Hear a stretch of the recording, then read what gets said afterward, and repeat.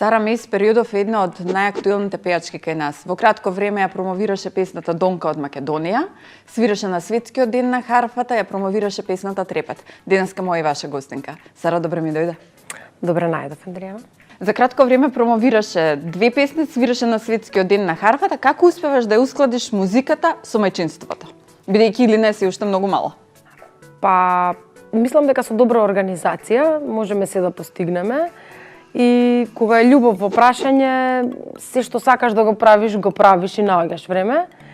Така што музиката ми е најголемата љубов од кога јас сум родена, а од кога Илина е родена, Илина ми е најголемата љубов, ама и музиката исто така, но како и да е, со добра организација, за сите љубови се наоѓа време. Особено во периодот кога беше Илина многу мала и кога се фокусираше цело време на неа. Ти фалеше ли музиката? Или и подпевнуваше на неа кога ја заспиваше, па некако се компензираше? Па мислам дека не се компензираше баш со подпевнување. Мислам дека ми фалеше искрено. Ми фалеше да може да вежбам повеќе часот да свирам, заради тоа што она најубавото е екстазата, особено кога креираш, се случува после некој одредено време на свирење, да речеме. Си играш со некаков мотив и тоа доаѓа после одредено време, си се подлабоко во играта и се подлабоко. Но од друга страна, искрено, мајчинството и Илина е една преубава работа и уживанција, заради тоа што тоа се уникатни моменти кои што се случуваат точно во тој момент и времето лета многу брзо, не се враќаат, така што мислам дека е убаво и дека треба да се изживеат и изнауживаат, дур ги имаме. Илина е старо македонско име и мислам дека ја изненадивте јавноста кога кажавте дека сте одбрале баш такво име за вашата ќерка. Мислам дека сите познавајќи ве тебе и Димитар очекуваат тоа да биде нешто ново и модерно. Зошто го одбравте името Илина? Дали има некое посебно значење за вас или самото име дали има некое посебно значење? Па искрено, некако, мислам, Димитар ме побара на 5 август со изговор дека требаше да ме побара на 2, ама не знам што. Илина некако мислевме дека ќе се роди во август и не знам, идејата беше моја, искрено, се договоривме дека ако е девојче, јас ќе ја крстам, ако е момче тој, односно се нели кумовите исто така учествуваа, но начално од мене тргна идејата, ама Димитар се согласи веднаш, заради тоа што кога му го соопштив името дека Илина ми е едно од имињата што ми се свијаат највеќе, рече и супер, и јас мислев на истото име. Па мислам дека во секој случај ќе одберевме некое старо македонско име. Не знам, може би изгледа дека би одбрале некое модерно, ама мислам дека ете дури да имаме евентуално уште едно дете, сигурно пак ќе биде некое такво име, претпоставувам. Како се снајде во улогата на мајка? Па се снаоѓам уште. Мислам на почетокот, посебно на почетокот, нели, кога бебето кога си мало, уште не си свесна дека си мајка, ништо. да. На почетокот сестрите беа толку прекрасни, не само сестрите, туку и докторките, и беа околу мене постојано, и околу Илина, и тие ме учаа што и како треба да се случува. Ама можам да кажам дека првиот ден, 2 бев многу лабава, не знаев уште што уствари ме чека. И во моментот кога сватив, кога ми рекоа утре си одите, супер, ова од тоа треба да се случува, памтам дека му се јавив на Димитар и му реков: чекај, слушај, значи утре остануваме сами со детево, значи нема веќе сестри, нема веќе помош, нема веќе докторки, тоа е тоа, не знам, купи ова, она. Памтам исто еден многу сладок момент, тоа е дека Илина беше крупно детенце, се роди 4 кила, од болница излеговме 4250 и јас имав однесено едни розови облеки и сестрата доаѓа и ми вика: бе Сарче, како да ти кажам, да не те навредам, многу се убави облеки, бе, ама нема да ја соберат Илина. Илина вика: и шпикозните што ни се најголеми сега, вика, два ја собираат и пукаат. Викам: добра, ајде ќе му сеам на Димитар, викам: бе, купи нешто поголемо за 6-месечно бебе, пример. Овие облеки се мали. Доаѓа Димитар, вика: ужива, мајка ми ги испегла, еве ги. Донел сини облеки со плави, со сини машнички, со мачиња. Викам: нема шанси, на сестрата викам: како знаете облечете и ги розевите облеки. Доаѓаме дома, значи буквално користевме ножици, пошто ни беше страв, значи бебето колку и да е 4250, сепак е малецко бебенце, ни беше такво многу кревко, нежно, памтам едвај, значи беше тоа онака, она плаче, ние плачеме со неа, све едвај, не знам, беше трики на почетокот, ама доаѓа природно, пошто пак е се од љубовта тргнува, го сакаш највеќе во свет тоа дете, сакаш да му е, цело време мислиш на тоа, чекај дишали, на почетокот имаше и такви моменти, Мислам што дека му се сите родители овие, го имаше прават некои тоа. како да, како бубулички, па цела испаничена бев, што и се овие ки поминат ли. Така што природно ти доаѓа, знаеш дека ти си тој кој што треба да го заштити тоа дете кој што е кривкот. Кој разгалува сега повеќе, ти или Димитар?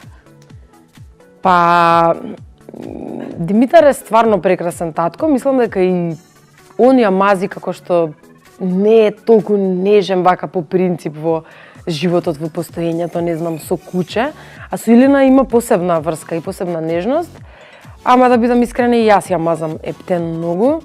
Дури вчера имаше една ситуација кај што си дојде од градинка, нели сега во градинките по протоколи претпоставувам не можат баш да се мазат, да се гушкаат и слично. И дојде од градинка и вика: "Мамо, мене бои јачето, ајде малку гушкаш помине." Ајде малку гушкаш, баш со така се тие зборови и така си се гушкавме. Што велат твоите родители? Дали Илина подсетува на тебе кога си била мала или си создава некој собствен карактер и вие сте сосема различни? Карактерно Илина е баш има карактер, баш е своја. Не подсетува ни на Знаеш Дима? што сака. Па за некои работи може би подсетува, ама мислам дека е толку своја што стварно не можам да одделам нешто каде што подсетува на Димете и наетлива е на него. Тоа што сака да го истера, ќе го истера до крај. Ама како за бебе, дете, веќе од 2 години, мислам дека баш онака има карактер. Инаку кога се роди, многу личеше на татко ми, памтам, нели само што ја родив кога ми ја дадоа, онака се збунив, дури викам, леле, го родив татко ми, човече. Види, иста беше. Почна да менува, имаше еден период кај што личеше многу на Димитар, на свекор ми така. Ама мислам дека си е своја баш, нема некои јаки особини кои што потсеќаат на некој. Дали ти, Дима, се грижите исклучиво за нејзиното воспитување или дозволуваш, не знам, и бабите и дедовците да кажат што има да кажат, да те посоветуваат нешто? Колку ги прифаќаш нивните совети во однос на воспитувањето на детето? Знам да, не смеам да кажам. Може да го прескокнем. Се шалам, се шегувам.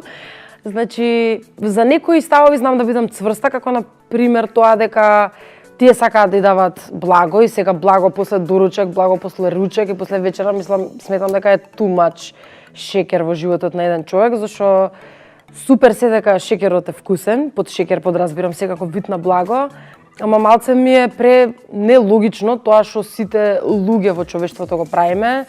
Јадеме толку многу шекер, а шекеров као стварно не е здрав, не ни помага.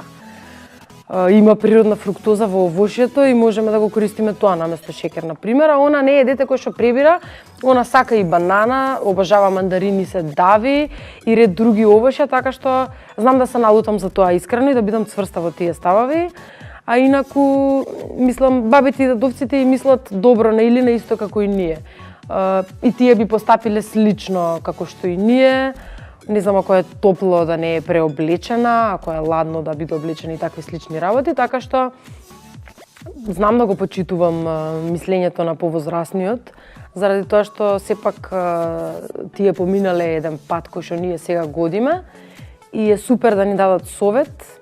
Фино е да се разгледа тој совет, но сепак мислам дека крајната одлука треба да потекнува од родителите.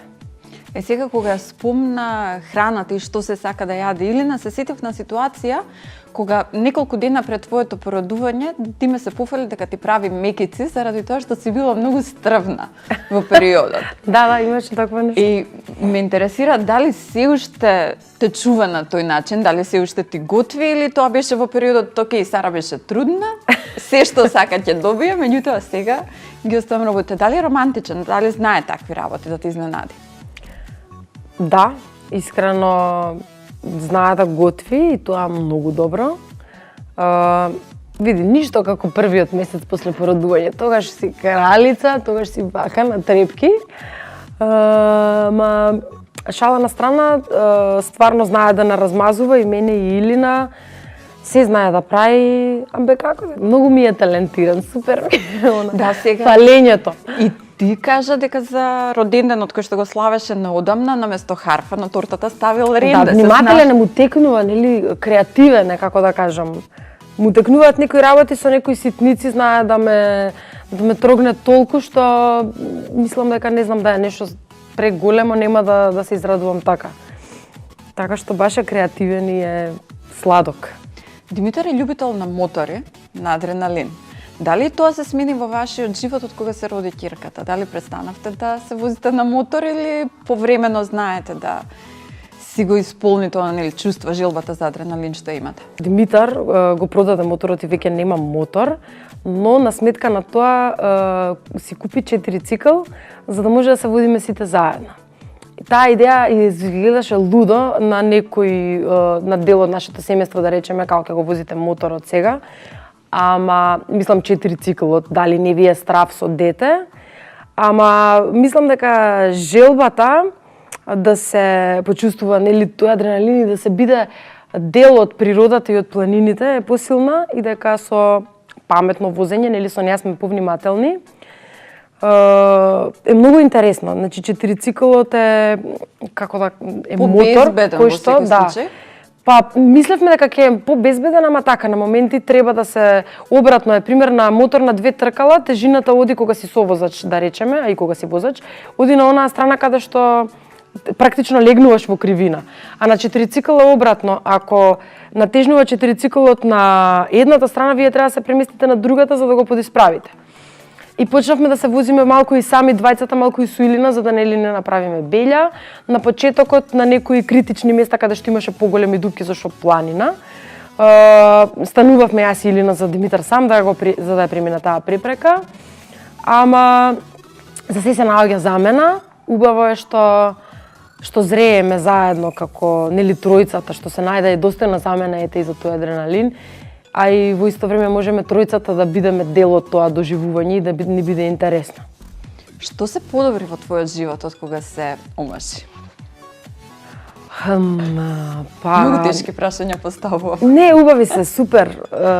Ми се свига што се уникатни и што не секој пат треба да одговарам вакви прашања, па и предизвик ми е. Научив да готвам. Научив да брзо да средувам, да бидам ефикасна под дома и научив да уживам дома. Научив да ја сакам топлината на домот и на она да се собереме на ручек тројцата, да бидам во овој случај, нели, не сум детето, туку сум јас таа која што е мајката, одговорната. Сега во време на пандемија сум повеќе дома. И ми е многу убаво кога, пример, ќе сготвам и ќе наместам, не знам, ќе направам и салата, ги чекам да си дојдат, така што, не знам, зрееме и почнуваат некои нови работи да ми се многу убави и да уживам во нив. Димитар важи за човек кој што гласно го кажува тоа што го мисли. И тоа секогаш го прави во јавноста, без разлика дали станува збор или за емисиите што ги водел, дали е тоа преку социјалните мрежи, меѓутоа колку е искрен во однос на тебе, во однос на твојата музика. Дали знае да те искритикува, дали ако нешто не му се допаѓа, знае да каже, дека треба да смениш нешто или едноставно остава заради тоа што тој не е музичарот во фамилијата, остава на тебе, кога е музиката во прашање, да си направиш онака како што ти мислиш дека е најдобро. Да, Димитар е гласноговорник, дури и во буквална смисла, гласен е, волумот на гласот му е пресилен. А кога бевме дечко и девојка по тази фазата од нашата врска, знаеше искрено да ме повреди тоа што некојаш така баш искрено и директно ќе ми каже некои работи, ама со тек на време научив дека тоа може да ми направи само добро и научив дека од критиката можеме само да научиме и да сватиме дали тоа сакам да го прифатам или не сакам да го прифатам. Повторно it's up to me на крајот, нели? Ама тоа се совети кои што тој ми ги дава добронамерно. Знае да е многу голема поддршка. Искрено си го кажува секој пат мислењето, се уште.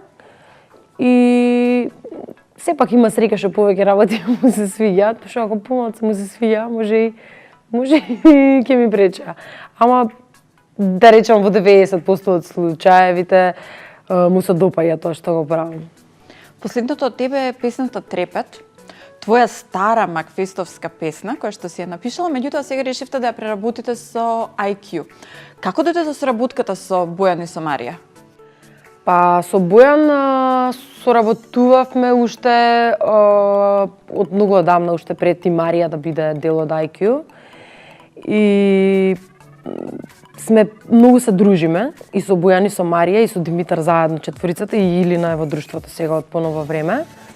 Јас сум голема фанка на нивната музика. После Макфест и тие имаа некоја песна на тој Макфест. Трепет ја пееше Тања Би тогаш, пред неколку години беше ова. И памтам дека Бојан постојано ми зборуваше, па и Марија, нели, абе супер е песнава, леле колку е убава, дај да ја направиме, да ја преработиме. Харфа, гитара, идејата беше нивна, нели, тргна од нив. Согласно слободното време кое што го имаме во последно време, слободно време за нас, музичарите, особено ако сме и автори, нели, е добре дојдено зашто пак работиме од дома. Тоа е, нели, седење и таа креативна екстаза се случува само со седење со инструментот и свирење. И во тоа време решивме да си посвириме. Така дојдовме до оваа нова верзија на Трепет. Одличен повод да испромовираме беше Скопје Unplugged, кој што се случи ова лето. Тие беа гости мои. Нели на фестивалов настапи исто така и Тамара, настапи и Фолтин. Имавме концерти од по 45 минути, инаку беше одличен фестивал, искрено преубава атмосфера, преубав долго време не се случуваше ништо на музички план во земјава. Па тоа беше баш првиот фестивал од кога ги опуштија малку мерките. И мислам дека супер атмосфера некоја се направи, колку и да беше интимна, нели, со растојание, столчиња. И снимката која што ја слушавме после тоа ни беше онака баш допадлива и решивме да ја снимиме. Ја снимивме кај Ангел во подрумот. Кристијан Шемко направи спот, снимавме во Бојанчиште. Тоа е село од каде што е родум Свекрва ми, едно преубаво село на вистина. И го снимивте пред Марија и Бојан да одат за Англија пред да се преселат, па не? Да, па баш беше кнап, рачунавме, мислам, недела две пред да заминат го снимавме. Неколку дена претходно на родендинот ти свиреше на светскиот ден на харфата и не криеше колку си возбудена што ќе ја представуваш Македонија на ваков голем настан. Како се случи пак соработката со нив, со целиот тој концепт, бидејќи станува збор за фестивал во светски рамки? Па, искрено, мојата возбуда тргна од тоа што иницијатор и организатор на World Harp Day е еден од водичките харфисти во светот, тоа е Александар Болдачев. Да те одобри и да те признае Александар Болдачев, за мене беше, не знам стварно како да ви кажам, мислам, тој е мој идол. Јас на вистина во средно и на факултет имам толку пример кај мене на Facebook да се отиде пред 10 години на мојот профил. Мислам дека секој втор ден шерував негови изведби. И значи целата работа тргна на покана од Doxa Projects.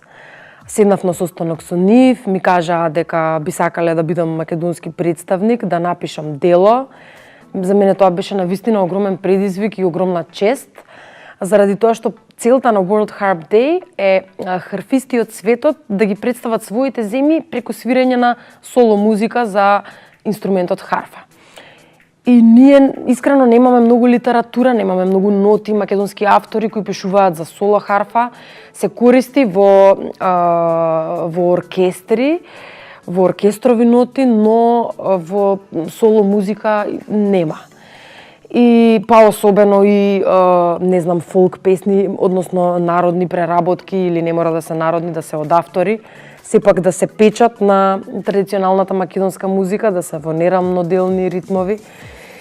И како и да е, ти ја направи Донка од Македонија. Донка од Македонија е композиција која што е пола моја авторска тема, повторно инспирирана од македонскиот фолклор, а пола е варијации на темата Сервес Донка.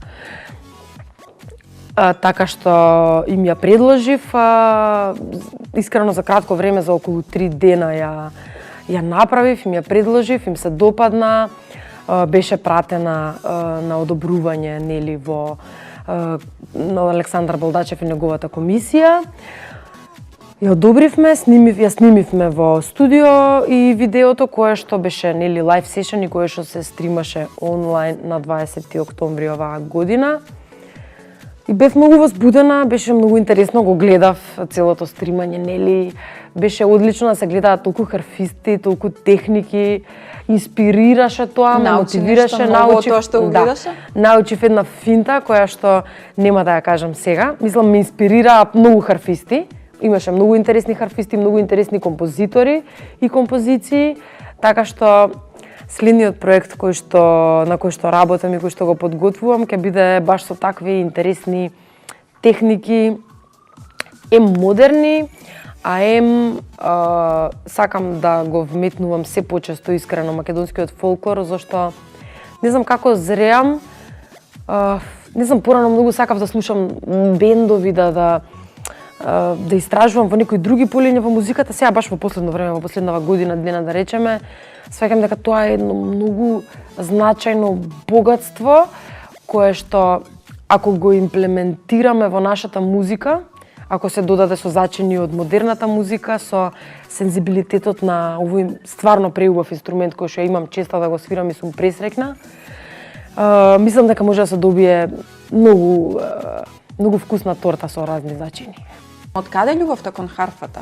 На 15 години се запишав во средното музичко училиште Илија Николовски Луј и класната моја Весна Беличанец еден ден дојде и ни кажа дека има дефицит на харфисти, дека е паметно дека нема студенти кои што студираат, дека е паметно некој да свири харфа, требаше да биде некоја, нели харфата е како женски инструмент, бара некоја студентка која што ќе има некаква висина, пошто харфата е нели висок инструмент, да има долги прсти, да свирала претходно полифон инструмент, јас имам нижо пијано и не предложи мене и моја многу добра другарка и драга колешка Теја Богатинова. И јас и Теја зборнавме, јас и Теја бевме најдобри другарки, гаки бевме буквално во средношколските денови, седиме, збориме со Теја, што ќе правиме, Теја вика не бе. Вика ти да свириш, ако не, викам па ако не да свирам, зборев со моите. Инструментот навистина многу скап, моите ми рекоа Сарче, немаме пари да ти го возможиме, ако сакаш да идеш да вежбаш во школа, оди свири. И така викам ај ќе пробам, отидов на првиот час со Лела Урманова и памтам ова ми е као хит, дека во 10 бевме договорени со Лела, отидов таму во 10, значи до 12:20 може останав. Не осетив дека времето поминало, преинтересно ми беше. Ја слушав како свири, онака баш се заљубив, ама стварно, кам леле човече како звучи овој инструмент. Кам минута да го свирам, леле да, сакам тоа, дефинитивно да, all in со две раце, две нозе, потпишувам целосно. И после тоа беше вежбање. Беше малку борба зашто почнав многу касно, на скоро на 16 години. И требаше да ги стигнам оние харфисти кои што почнале да свират на 5, на 6, на 7. Вежбав многу, пример, ке идеме на екскурзија, моите другари од средно знаат, пример, ке се вратиме од екскурзија, ја викам дечки останував да вежбам.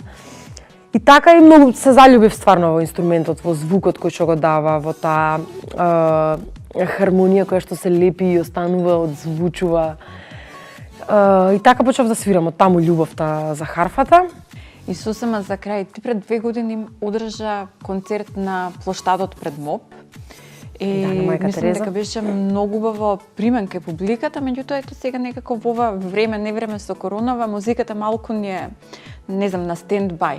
Дали мислиш дека кога ќе се разлабава ситуацијава и со сите овие песни што ги направи ти во меѓувреме, дека е на вистинско време да направиш некој нов концерт и да те види публиката во ново светло? Па, вистинско време. Сакам да има стварно повод и да биде стварно вистинско време. Мислам дека сега во овој момент можеби и баш не, ама можеби после овој проект кој што го правам и баш да. Значи, Floating Through Space, инаку настапот на Мајка Тереза ми е искрено еден од умилените и сладки настапи, зашто ова што го правам јас, мислам, мојата музика можеби не е музика за многу широки маси, ама оние кои што ја сакаат, се можеби стотици или неколку илјадници можеби на број ако нели се обезбеди сала, а не биде на мајка Тереза. Може би ќе направат пред мајка Тереза беа година. Значи врнеше многу, заврна. Може би имаше, не знам, околу од 100 до 200 луѓе, ама тие беа таму, иако беа со чадори, иако врнеше многу, иако не можевме да ја вклучиме техниката за да го отсвириме концертот онака како што беше замислено, свиревме акустично за нив и тие седеа од почеток до крај на концерт. Тоа е искрено една магична конекција, еден преубав спомен ми е кој што никогаш нема да си го заборавам. Многу сладко бевме изнашминкани, спремени. Концептот на Floating Through Space беше дека сме од различни планети, дека се собираме тука на земјата. И така имаше интересна приказна со вовет и со се, кој што не можевме целосно да го прикажеме заради тоа што немавме техника. Имаше снимено со гласот на Калина многу приказни и разни работи, но сепак онаа публика што сака да те види е спремна и ќе дојде, макар и со чадори, макар и да врне и да истура. Па добро, дождото и е да е некако активна и да дава специфичен за фидбек. тебе. Тебе тоа Да, бележа врне. Да, баш така. Така што мислам дека кога ќе има повод, како пример тогаш, да, многу би сакала, се разбира дека би сакала. Сара, ти благодарам што одвои време и што дојдете да се направиме муавети за приватниот живот, меѓутоа и за музиката. Ти благодарам и јас многу за поканата, дури ми се виде некако кратко, си викам леле толку ли сме, дај уште нешто да си помуабетиме. Супер, многу си поминав. Thank you very much.